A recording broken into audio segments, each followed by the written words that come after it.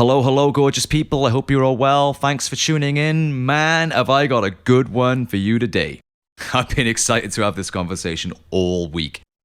We're living in dangerous, confusing, scary, worrying times. And it'd be great if we could have someone who could just cut through all the bullshit and give us some semblance of sense as to what is going on in reality. The propaganda machine is ramped into overdrive on all directions, and I don't know about you, but I haven't got a fucking clue what to make of any of it anymore. So I am so glad to have with me today the one and only, the awesome, the talented, the funny, the clever, and the dangerous, with great hair, Mr. Lee Camp. How the hell are you, brother? Great, thanks for that intro. Not at all, man. I mean, how are you though, dude? Because you are going through some... shall we say some interesting times right now? What's going on? Yeah, it's weird. I guess, when I really think about it, I never thought that my show, Redacted Tonight, I the first 8 minutes I was doing it, I was like, this is amazing. We can do this on television. And sure enough, we can't. Sure enough, it did take 8 years and 375 episodes, but sure enough, they've shut it down, deleted all the videos from YouTube because anti-war, anti-imperialist voices are anathema to the U.S. military machine. Well, they're okay if you're criticizing the other side. You know what I mean? You can say what the hell you like then. But as soon as you start, dropping some truth bombs on what's going on your own fucking side of the fence, then the propaganda machine's going to stomp on you pretty damn quick. Yeah, I think when in times of war, the U.S. Government, combined with corporations, although they're really one and the same at this point in the U.S., they do shut down those opposing viewpoints. And it's funny to say in times of war because, of course, the U.S. has been at war over the past 20 years kind of endlessly. But when I say times of war, I mean the times when the U.S. Propaganda machine is really ramping up to create something large. And I know that most people, and we can get into this more, I know that most people right now go, yeah, but the U.S. is trying to stop a war right now in Ukraine. But that's not actually the truth if you actually look at what's going on. The U.S. is using people's empathy to actually continue this as long as possible. Now, that doesn't mean Russia's not the perpetrator. I've come out against Putin's invasion and all the bombing. I've come out against it multiple times. But the U.S., as one of the two big players in this proxy war, wants to make sure this goes on as long as possible because it is a great propaganda win for the United States and it justifies massive sanctions. And really what we're seeing is the manufacturing of consent for a new Cold War on the levels of which we had not seen before now. We are entering into some dangerous times, man. I mean, when something like this happens to somebody like yourself, I think it really signals a move in a different direction because, like, during the pandemic, they shut down people like Alex Jones and David Icke, the conspiracy theorist guys. And I actually, although I don't have any sympathy with those guys, I actually defended them online because free speech is an absolute as far as I'm concerned. Yep. But at the same time, I kind of got it as well. There were very difficult times. We were going through a global pandemic. People were scared. And these guys were fucking putting all this crazy pseudoscience up. And, I kind of got it. I didn't support the decision to censor them and take them down. But I kind of understood the broader, perhaps, health need to do that. And I also, for the first time, I think many of us recognized that these platforms like YouTube and Facebook are actually private companies. Although we can access them for free, they're not ours, And I think we recognized it for the first time, that they can actually take down whatever the hell they want. But when they come after someone like yourself, I think that's a totally different thing because you're not some kind of fringe guy ranting about shape-shifting fucking lizard aliens or anything like that. I mean, you're on a very mainstream network, on a credible show with proper journalism, and you've been critical of power in all of its forms. So to have not just you or your show or your voice, but the entire fucking network taken down, as well as your podcast, and all of your co-hosts and everyone else has got their own shows there as well, to have the whole network taken down, we are entering into some dangerous, dangerous times. And where does this end? Yeah, and I actually did when Alex Jones was kind of the test balloon for whether the big tech could just delete people from most of the internet. And I actually did come out against that, even though I despise Alex Jones and I think he's a fucking moron. I mean, you know what? You know what's great about Alex Jones is he is a literal snake oil salesman. Like he sells snake oil pills or whatever. Like he is, he's not just the analogy; he is the literal snake oil salesman. But so I hate him. But at the time that his platforms were deleted, I said this won't stop with Alex Jones. This is not about Alex Jones. This is used against certain right wingers, but it largely is designed almost more so to stop the anti-war left, the anti-imperialism left. Those are the ones that are truly dangerous. Those criticizing capitalism in a big way, a substantial way.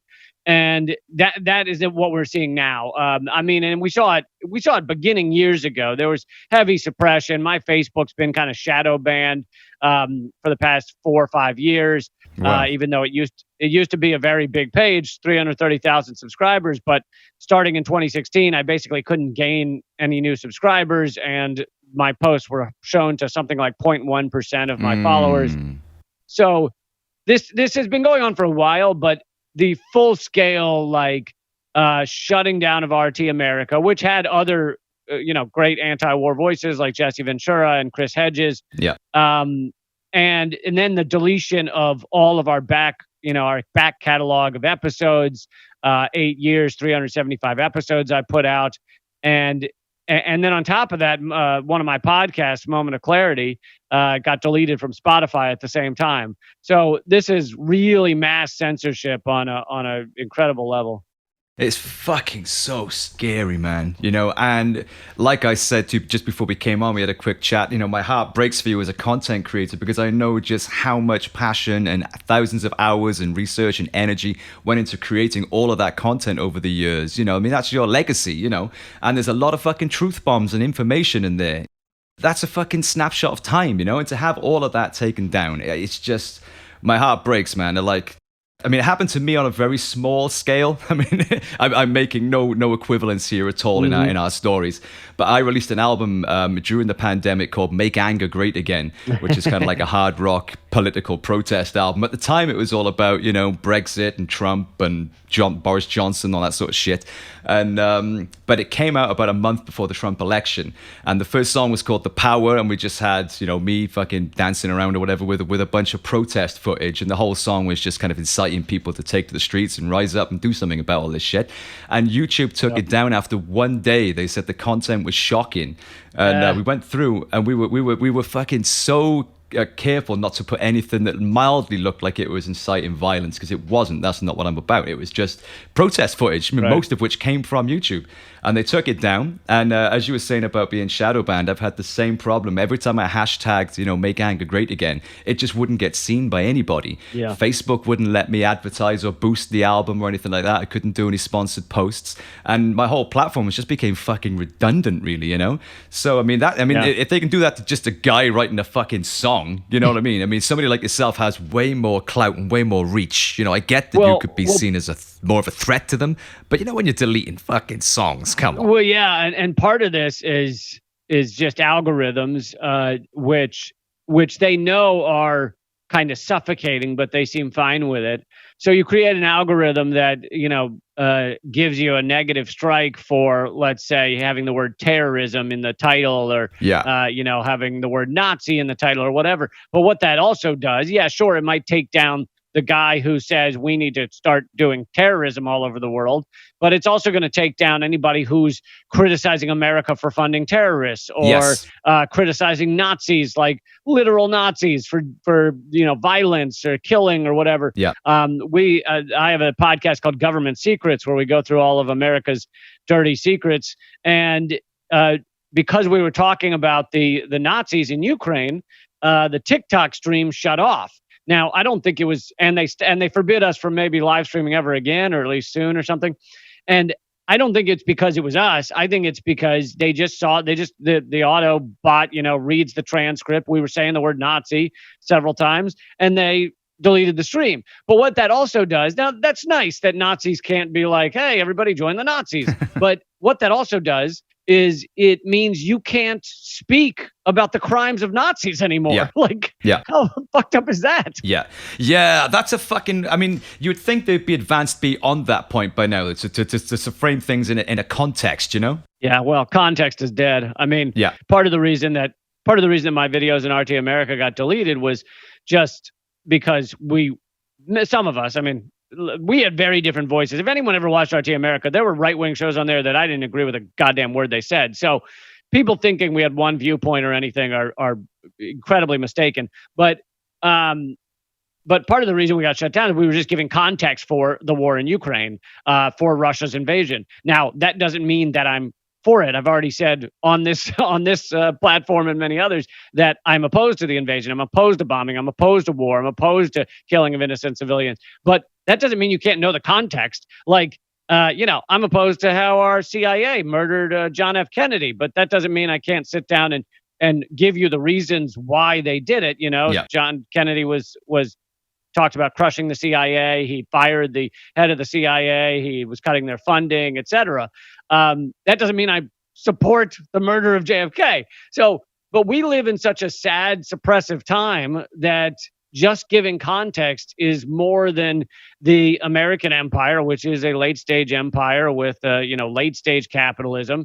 It's more than they can handle. They are afraid that if people learn the context of our reality, they will stop supporting this egregious exploitation, and it is exploitation, because the people who suffer in our Cold War, our proxy wars, our endless toxic nationalism, those who suffer the most are average people in each of these countries. It's not the ruling elite that really suffer. It's going to be sanctions on Russia. Who's going to really suffer? Yeah. The average people, the average workers, people we should align with, you and me and anyone else who's not, the lizard people at the top. Just kidding. But anyone else who's not those people should align with each other. But of course, that can't happen. Instead, you need to believe in this toxic nationalism. Anyone born on the other side of a little line in the sand is a bad guy. It's just egregious.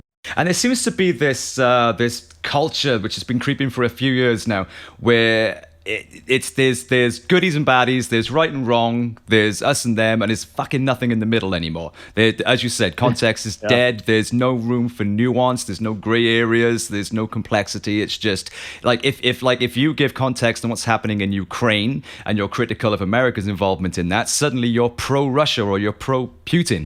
And it's fucking ridiculous, man. Right, absolutely. And that is what they also use to, even before RT America was shut down, it was useful to America and also the UK and many other countries to make people think that anything that even mildly was connected to Russia was evil or dastardly or nefarious and wanted to get you.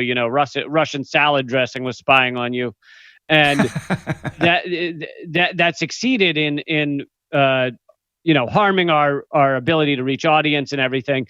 And in case anyone hasn't really been following this, so RT America, and back when there was a RT UK, it's funded by the Russian government, but I was never told to say anything. I was never censored. I wrote all my own words. I researched all my own words. No one ever censored a word I said. And that's why I was on that network. It was literally the only television network in the United States where you could do that, where you could be anti-war, anti-imperialist, and not be censored. And that is also why it was dangerous. It also, until they started suppressing it, became the #1 international news channel in America quickly, because it was willing to allow these voices that had been purged from other networks. Chris Hedges was a Pulitzer Prize-winning war correspondent for the New York Times, and when he came out against the Iraq War, they basically booted him out. Jesse Ventura, even though he's a former governor in Minnesota, was kicked out of MSNBC, even though he was going to be the face of MSNBC. They paid him upwards of $10 million just to get out of his contract because he was anti the invasion of Iraq. And they could not have that anywhere near their airwaves. That's the supposedly liberal network in the United States. Yeah. So those are the type of people that ended up at RT America, people that wanted freedom of speech. And that's what made it dangerous. And that's why it's now been shut down. Well, we've got a state-sponsored TV broadcaster in the UK, the BBC, and the only shit you get on there is the stuff that conforms to the mainstream narrative. Right. There's nothing outside of the mainstream narrative. The establishment viewpoint is what the BBC represent. So I've been told, back in the 60s and 70s, apparently it was way better, and it took a fucking nosedive in the 80s, like everything did. But I mean, ever since then, it's just basically been an establishment mouthpiece. So, am I right in guessing that RT probably functions very similar within Russia, and that the reason it provided a platform for dissenting voices in other countries is because those voices weren't critiquing necessarily Russia as a priority; they were critiquing, their own governments? I mean, in a sense, yes. I mean, yeah, it was not my priority, and I think I've stood for the same things before I joined RT, after I joined RT, so they knew what they were getting. But yeah, if you're an American like me, if you're an American in America covering American news, and actually I'm an American comedian, but if you're in America covering American news,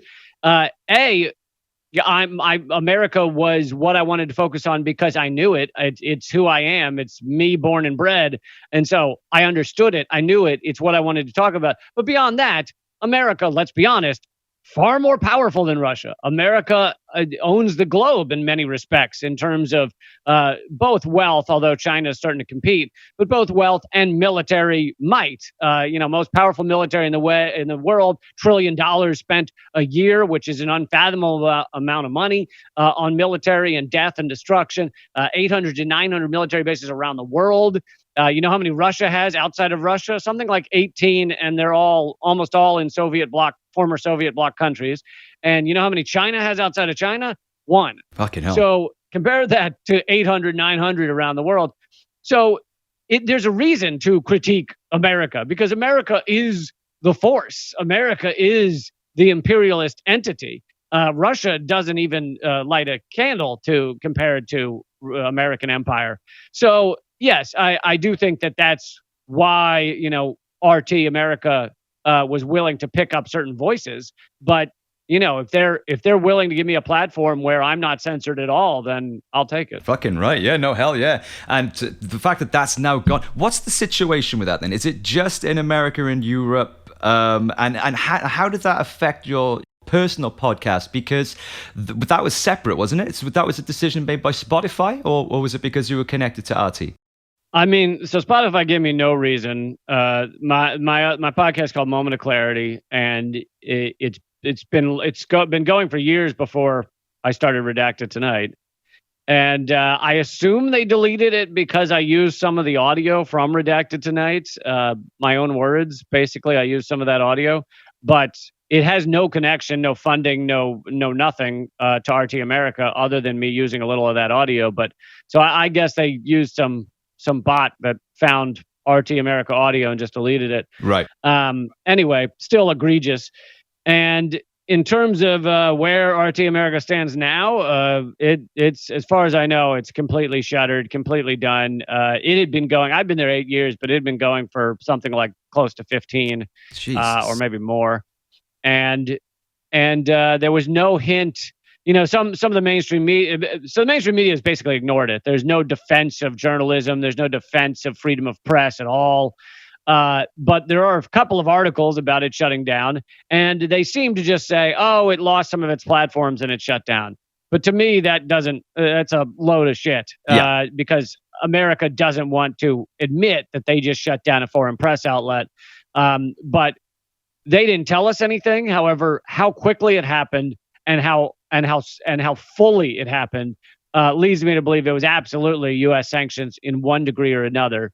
RT America likely had enough funding to go for months, if not a year. They had enough staff, even if they needed to cut back some of the shows. They had plenty of staff. And yet there was no mumblings. We might be back in 2 weeks. We might be back in a month. It was over and done in the span of a day. And I say it had to be U.S. sanctions. Wow. Well, the timing is very convenient, isn't it? I mean, in a hot war, you would expect to see this kind of shit. But I mean, in a kind of far away proxy war such as this one, this seems like a very extreme move to just completely fucking close down an entire network and all of people's content as well from previous work. That's a massive move, man. Yeah, and it shows the connection between these corporations, big tech, and the American government. I mean, For sure. I have no doubt that if YouTube were actually YouTube owned by Google, so let's be honest, it's Google. If Google were actually free of the American government, which we know it's not, then it wouldn't have much of a benefit in shutting out whole viewpoints. But because the American government and Congress could break it up, could break up Facebook, et cetera, then they are bending over backwards to try and make the government happy. And when the government says, "Hey, it's time to shut down these platforms," they do it with gusto. So yeah, to have 8 years of videos, if you count my interview show, over 500 episodes, thousands of clips, all just banned worldwide. And I've heard people trying to use VPNs to get around it and going through various other countries, and they say it's basically banned everywhere. Fuck. Literally, you go to the Redacted Tonight YouTube page, it just says "banned in your country," which is, I mean, it's beyond Orwellian. It's so incredible to just see, yeah, banned in your country. Well, why is it your country can't learn these things? You know. Fucking hell. Yeah, well, I mean, like, I want to get into all this stuff and all the content that you'd be talking about on your show if you still had one. I want to get into it on here, and we'll see how long we last before they take mine down. Yeah. I'll be banned by association. Yeah, seriously. Okay, so for the three douchebags who don't know who you are, how would you describe yourself? I would say, like, would you say satirist, political commentator, journalist? And I know that you've been with RT, you've had the show on RT for 8 years, but you've been doing this, for a lot longer, haven't you? Oh, I've been a full-time stand-up comic and commentator for 22 years or so. I was a touring stand-up comedian and also doing YouTube videos, etc. Before I got the RT America show. Yeah, and I'm guessing that took up a lot of your time as well. So to have that suddenly snatched away from you, like overnight, after devoting, because it's not just the screen time, is it? It's it's the research and the recording and the editing and all of that stuff that goes into to suddenly have something that you've invested so much of the last 8 years of your life to suddenly gone overnight. I mean, and what are you doing to stay afloat? What are you doing with your time now? Yeah, I've been doing about roughly 9 billion interviews, and I'm trying to get the word out about this censorship, but I'm also trying to build up patreon.com/Lee Camp. I'm hoping if I can get enough small dollar members over there that I could create something that at least has the feel of Redacted Tonight. I mean, it will never be the same, but it hopefully would have that feel and that sensibility, and can bring that back, as it were. So if people want to check out Patreon, but I had a lot of other things that I was doing outside of Redacted Tonight, and I will keep doing those. Working on another book, and I have the YouTube videos, Moment of Clarity, that I continue, and I have 3 podcasts as well: Government Secrets, Common Censored, and Moment of Clarity. So all of that continues. Brilliant. Glad to hear it. And your Patreon link is patreon.com/Lee Camp. Yeah, that's right. Awesome. So everyone get over there right away and show the brother some fucking love, man. Right. So I want to grill you on a few things because I've been looking forward to picking your brains for the past week.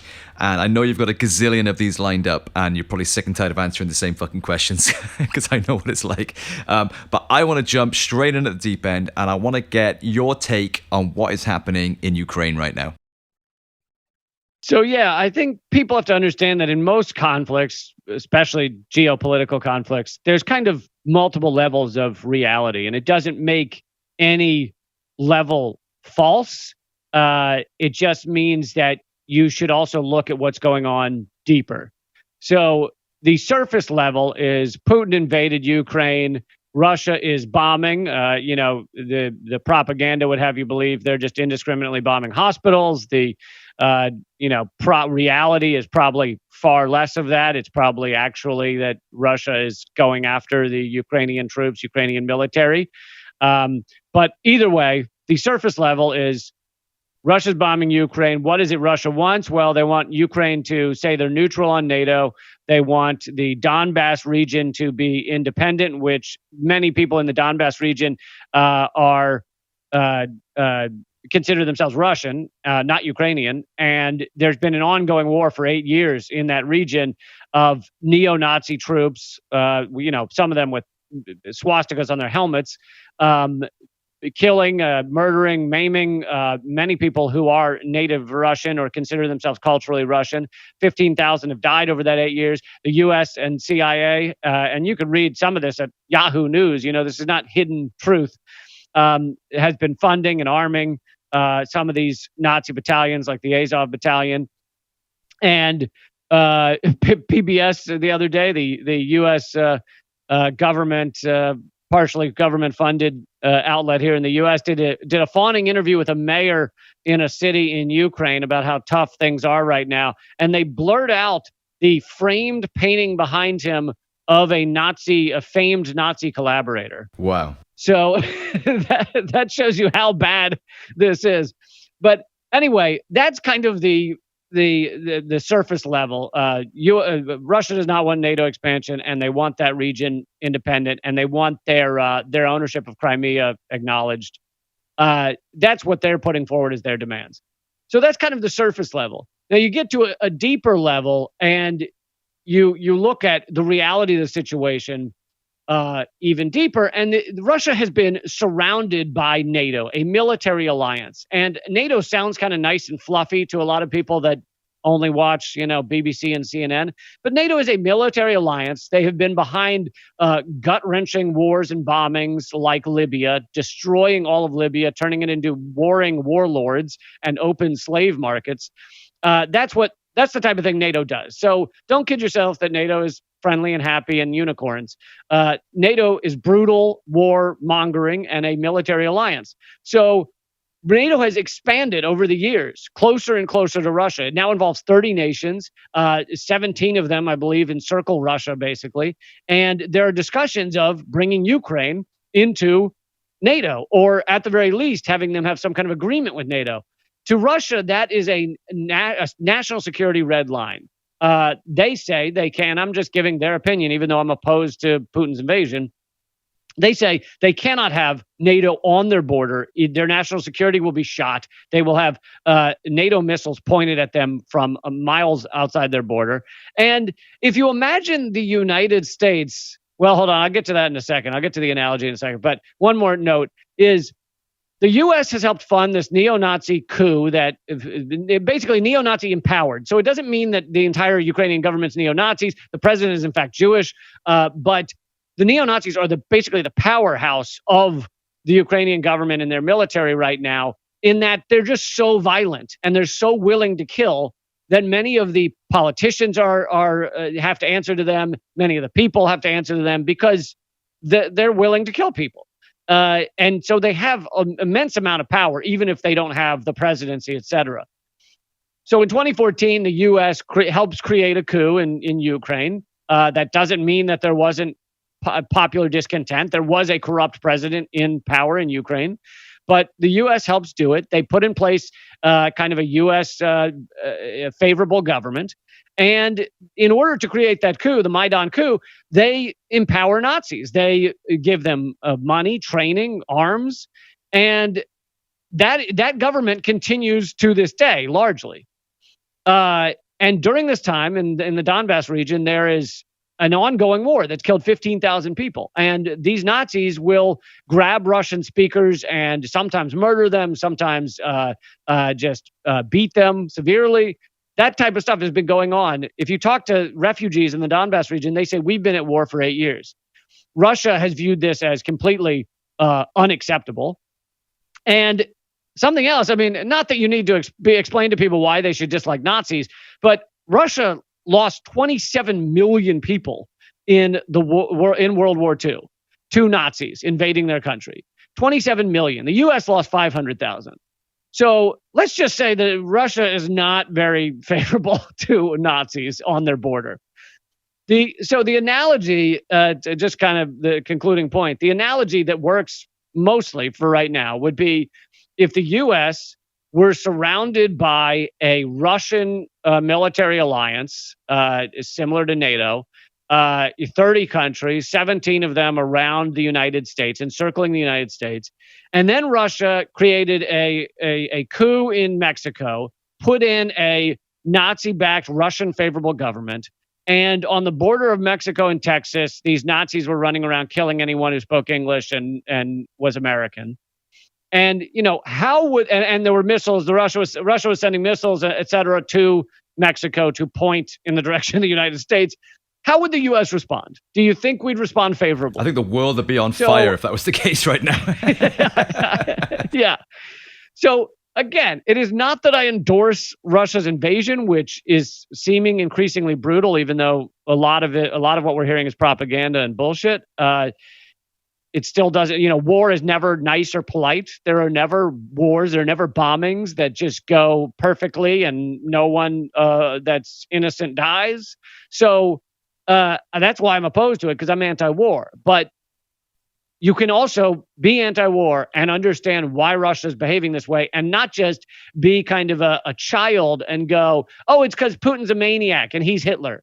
I mean, that is just incorrect and ill-informed. Wow, fucking hell. I mean, as you were talking there, I saw similarities between the sponsorship of the Mujahideen in Afghanistan and how that turned into the whole fucking mess that turned into.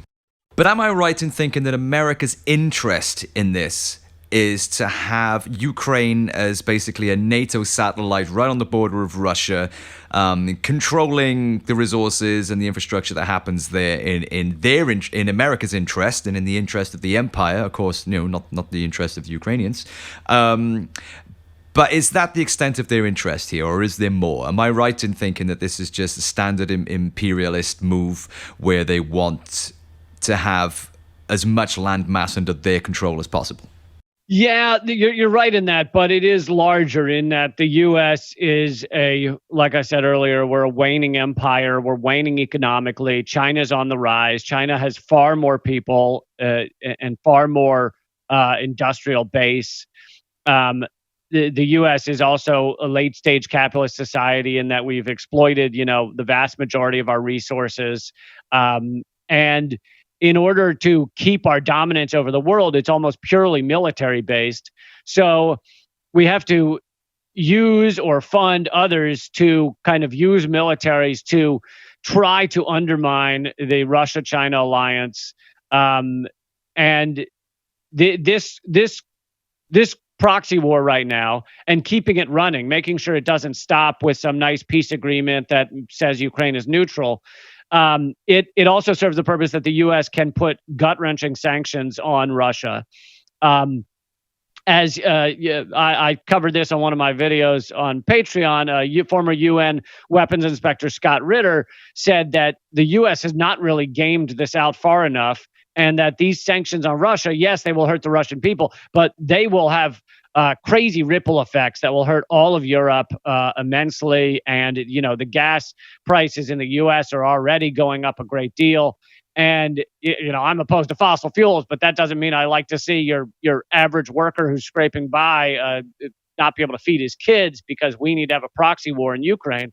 So it is, the ramifications are tough to know. We've also, because we've supported this and made sure this happened, we've put the whole world on the brink of nuclear war. I mean, this is about as close to nuclear war as you can get. And this is also the United States can maintain our global dominance. We don't care how many people die in Ukraine in order to maintain that dominance. There's no real concern of that. They are cannon fodder, and our goal is to undermine Russia to such a degree that obviously, ideally, Putin would fall and we'd be able to put in a U.S.-backed government of some sort, which is kind of ironic because Putin is also the result of U.S.-backed government in the Soviet Union. We considered Yeltsin our guy. There's covers of Time magazine or one of the magazines where it says our guy in Russia. And so we put Yeltsin in there, and Russia became capitalist. And we figured, well, that's great. So now that they're capitalist, they're on our side. And for a while, there was a bit of a bromance there. But Putin ultimately comes to power. And despite being a very strong capitalist and hating communism, Putin does not want to be a pawn, a subservient feudal state of the United States. Oh my god, it makes your fucking head boggle, doesn't it, man? I mean, what can we do about this? I mean, the sad fact is that whilst we're talking, people are being bombed, people are being killed, people are losing their lives, they're having their whole cities are being destroyed. You know, within Russia, people are being imprisoned for fucking years and years for protesting against this. Yep. I mean, Yep. the sad fact of the matter is that this only ever really affects the people on the ground, the ordinary working people just going about their daily lives. You know, power isn't affected by this. The oligarchs aren't affected by it. And even the likes of ourselves, you know, who are privileged enough to have these conversations, aren't affected by it. So it's fucking real for millions of people in the most brutal way possible. So it's urgent and it needs to be stopped. I mean, what can we do about it? What can we actually do about it? I mean, one thing is just to not fall for the propaganda. I mean, people need to be demanding that the two sides, Ukraine and Russia, sit down at a peace table and hammer it out, and don't walk out of the room till it's done, and then the murdering at least will be over. But the U.S. doesn't want that, and Zelensky and the Ukraine are basically answering to America. So I think like that's what people should demand. They should demand peace talks, endless peace talks until this is over. Instead, you have people demanding more sanctions on Russia, which is economic war, which economic war kills people too, and it often results in hot war. So economic war is not it's not like a no-fly zone. It sounds friendlier, and it's really largely not. But people should not be demanding more sanctions. They should not be demanding no-fly zone. They should not be demanding missiles and guns be sent to Ukraine. They should not be demanding that guns be put in the hands of grandmas in the streets of Ukraine, because all that does is it's just going to get more Ukrainians killed. The idea, and by the way, there are policy papers from the Undersecretary of Defense here in the U.S. from several years ago, saying that we should keep funding and arming Ukraine, even though they have no hope of defeating Russia in a firefight, in any kind of hot war. So the U.S. knows it's hopeless for Ukraine to defeat Russia, and basically, and any time longer it goes, it's just more people dead. So the idea that because you care about Ukrainians and you've changed your Facebook thumbnail colors to blue and yellow, that therefore you should send guns to Ukrainians and that's going to make things better. No, it won't. It'll just be a lot more death. And it'll just keep everyone at the foot of nuclear war, which is obviously death for essentially everyone. Yeah. And so it's insanity. What people need to be demanding is just peace talks. And what's your take on Zelensky? So I can't claim to know all that much about him. I know that he was a comedian, and he starred in a very popular Ukrainian comedy series where he was the Ukrainian president in the comedy series. And then they have an election, and he wins the election by like a landslide. So the comedian becomes the president, which I'm a fan of that idea. They should put me in. United States should put me in as the president. But I have heard, and I haven't verified this, but again, Scott Ritter and some others have said that basically he's funded by a Ukrainian billionaire, and there's not much difference between Zelensky and your kind of standard U.S. favorable Ukrainian president. All this propaganda of him being this bold warrior trying to defend his people seems to be largely bullshit to me, because if he wanted Ukrainians to live and have their peace, then he wouldn't be running in the streets with guns. That's not the answer. Also, hilariously, many of the photos that were circulating of him in military garb out on the front lines or whatever were actually from like 2 years earlier when he was in a training exercise or something. Shit. So fucking hell. This is the thing. It's like the propaganda on all sides is just an all-time fucking fever pitch right now, and it's just impossible for people to decipher what's bullshit, what's real, especially when they're pressing all the emotional hot buttons and stuff like that. Yep. It's really over the top at the moment. My favorite one of this propaganda, my favorite propaganda piece that's been flying around, thousands of retweets and all that stuff. It's a short little video of a blonde, mostly like essentially white looking little girl screaming at a soldier to get out of her home, get out of her homeland. And people have been passing around saying, little Ukrainian girl tells Russia to get out of her country. And it's actually a video of Ahed Tamimi, the Palestinian girl who was telling the IDF to get out of her home. Man, people have been sending me loads of shit like that on WhatsApp. Like, look at this, they had a fist fight with a tank and won, and it's like, really though? Who sent you that, man? Oh, one of the boys sent it to me on WhatsApp. It's like, oh, so it must be fucking true then, You're like, that's a clip from the Brad Pitt movie Fury. It's so true.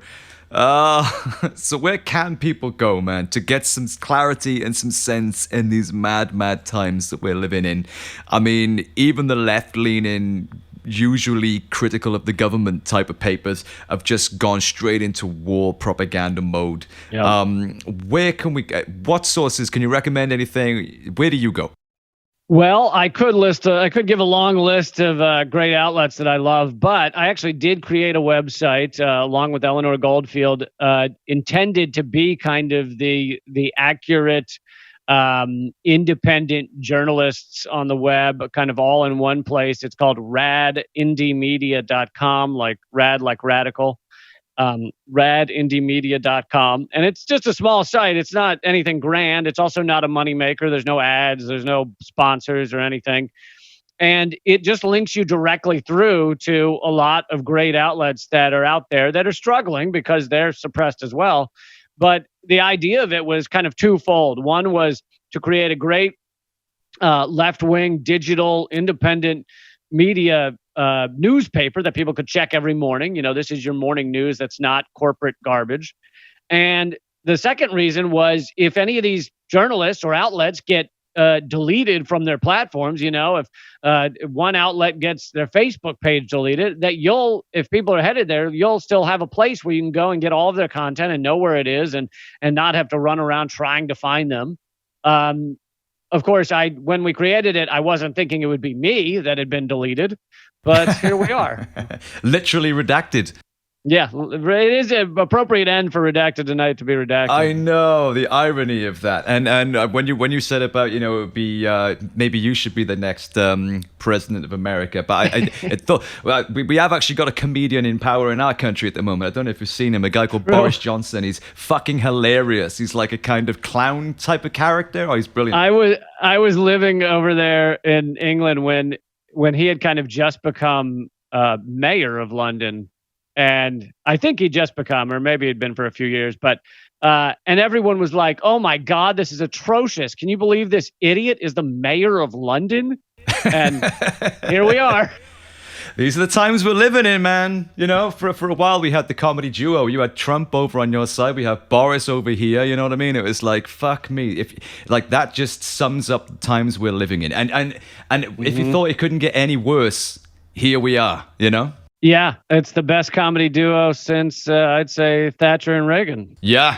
Except literal fucking comedians. Like, these guys don't even have to try and pretend they're not lying. They don't give a shit. Like the brakes are off now. Yeah. And I of course was one of these people trying to get everyone to understand that yes, Trump is atrocious. He is fucking garbage. However, Biden is no better. Biden helped create the prison industrial complex that now is the largest in the world and phenomenally racist. He stood behind and supported all of the wars that we've been in. He helped create the Patriot Act that gutted everyone's rights across the United States. So I was one of these people that was like, this isn't any better. It's just equal garbage. And here we are under Biden, actually seeing in many ways more war, more death. The Democrats do love a good war, though, don't they? Endless war now, endless war. Oh man, how the fuck did we get here, And I think for that reason, the work that you're doing and others are doing, it just makes it so much more vital and so much more urgent that we don't let this attempt at censorship stop this information coming out. And it's so important that we don't all get caught up in the spin and that we actually work as one movement to affect change, because we are heading off a cliff if we don't. So you can start by following Lee on patreon.com/Lee Camp. Check out radindiemedia.com. I'll be doing so straight after this for some great news sources. Start searing through the bullshit. Get involved, and we've got to get our hand back on the steering wheel because we are fucking losing it. So thank you, Lee. You are truly a light in a time of darkness, and we appreciate you. And I know that this is going to be short-lived, and you'll be back louder, brighter, and stronger than ever before. Yeah, and I really appreciate that. And, I love your work, so keep at it. Well, look, I know you've got another pile of these lined up, and thanks so much for your time. But before you go quickly, I just want to ask you, what's it going to take to get you to kiss and make up with Alex Jones? Luckily, I've never actually met him. I've met many of these other guys. I've been on, Joe Rogan's podcast and things like that, but never met Alex Jones, and hoping I don't have to. I mean, I think the smell alone probably peels the paint on the walls. So. It's not good because I have met him.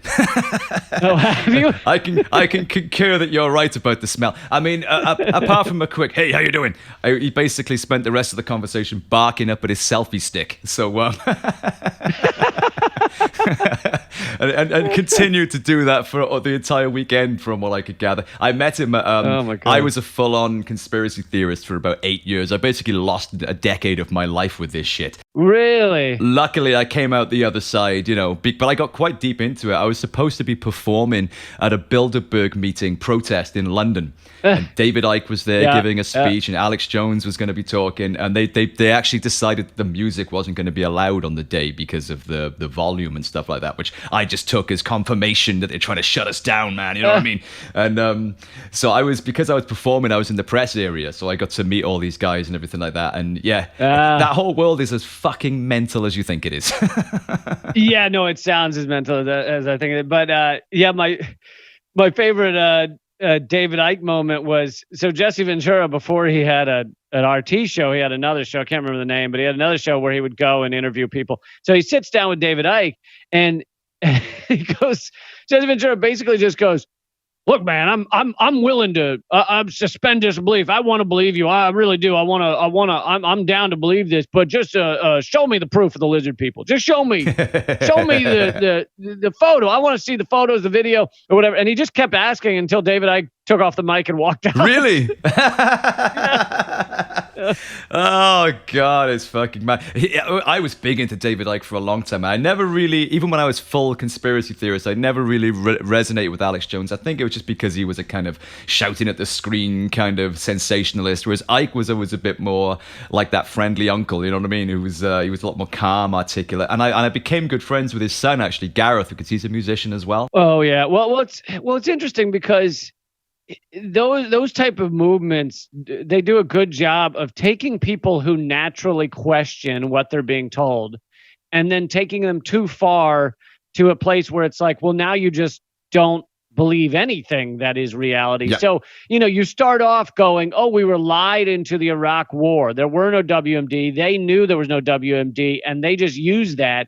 And so you start off there, and then before you know it, you're like, maybe the earth is flat. Yeah. Like at some point you have to stop and recognize a reality and not just say, okay, nothing is true. Well, it made me very apathetic because I went in, a hardcore political activist, and I within a few years, I was just completely pacified because it's like, okay, so all sides are evil, they're all connected, and you just have to keep going deeper and deeper and deeper into the rabbit hole. You've not learned it all yet, and even if you think, okay, I'm going to pursue this course of action, no, because they're bought out by these guys, and it's fucking endless. Right. And you just end up caught up in a web of bullshit that you can't prove, and all they do is that they just bombard you with high speed, high frequency kind of stuff that kind of sounds like, okay, that's a fact, that's a date, that's a name. How the fuck does any of this fit together? I haven't got a clue.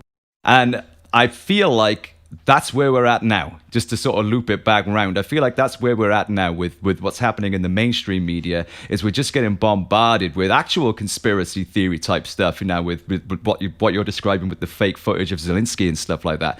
I mean, this is the sort of stuff David Icke would have been saying years ago, and we would have thought he was a crackpot, but now it's actually fucking happening. Yeah, absolutely. Out of curiosity, what because you don't see a lot of people who succeed in coming out the other side of the lizard people, flat Earth area. What got you out?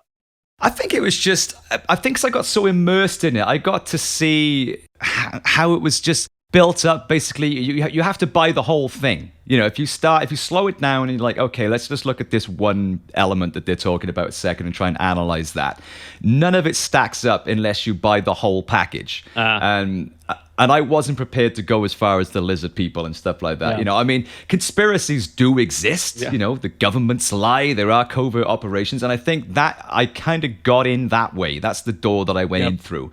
And then the deeper I went, I was willing to buy a bit and buy this much and buy that much. And then it kind of got a bit weird where I took a step back and thought, okay, well, let's look at this and form my own opinions. And then it just became apparent to me that, like, it is like a bit of a cult, like you've got to become a fully signed up member of the cult, or you're an unbeliever and you're a sheep, And I thought, oh, fuck this, man. Like I was prepared to go as far as I needed to, because I'm a truth seeker.